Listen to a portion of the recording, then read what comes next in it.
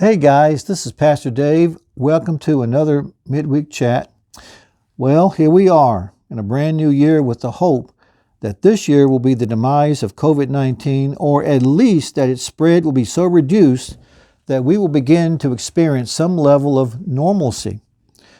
While we're in the midst of this pandemic as well as some political turmoil, let's not be distracted from the mission that is so relevant no matter what the circumstances are in our lives. That mission is sharing the good news of Jesus Christ, the gospel. The gospel is something that we must not keep to ourselves. In 2 Kings chapter 6, there is the account of a famine in Samaria. Listen to how desperate things were. The Bible says, "And it happened after this that Ben-Hadad, king of Syria, gathered all his army and went up and besieged Samaria.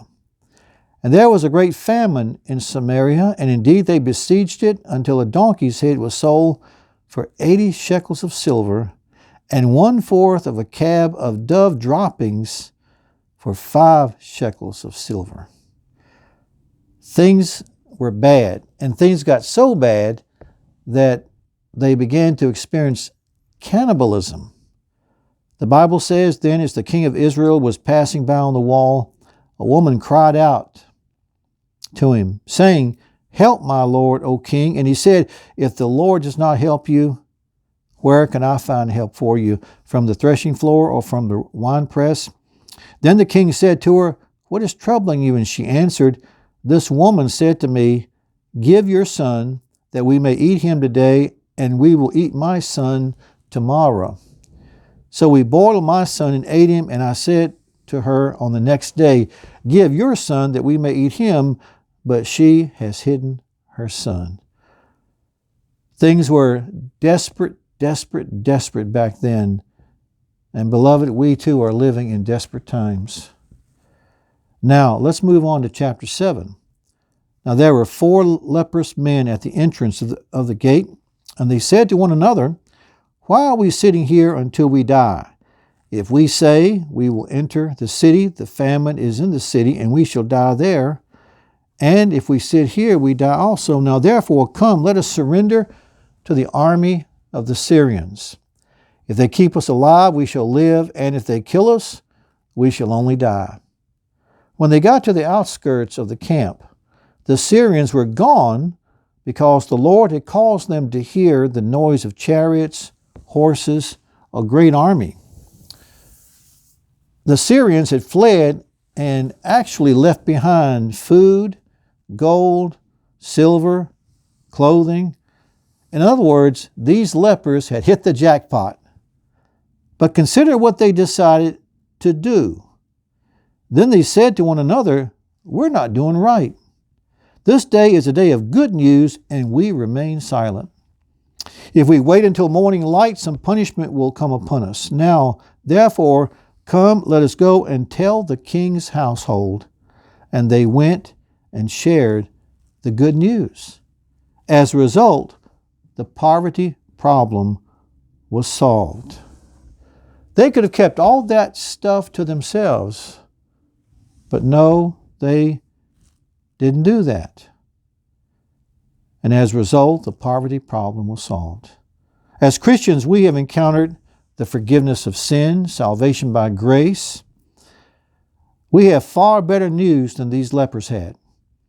To keep this gospel to ourselves would be like the lepers deciding to keep all the good that they had found to themselves. Never has our country needed the gospel of Jesus Christ more than it does right now.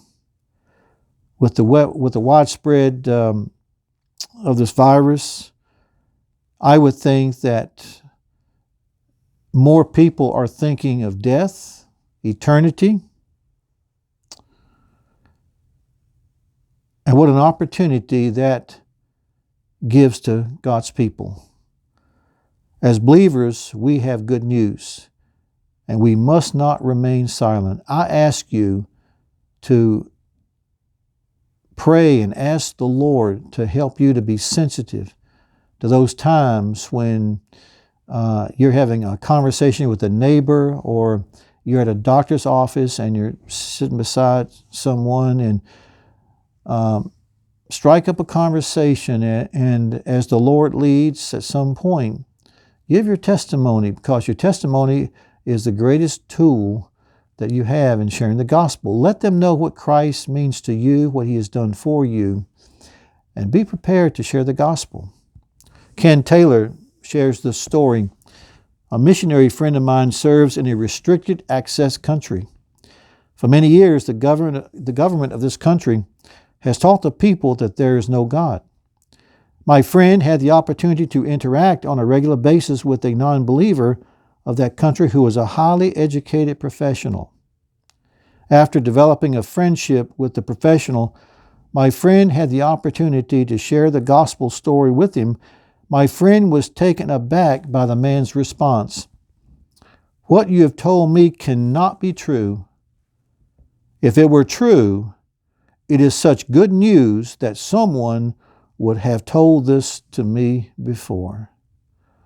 Sad to say, too many of God's people have remained silent when they should have spoken up. All of us have, without a doubt, missed witnessing opportunities. But let's try to do better in the days ahead. What an opportunity we have during this time in the history of our country to be His witnesses. See you next week.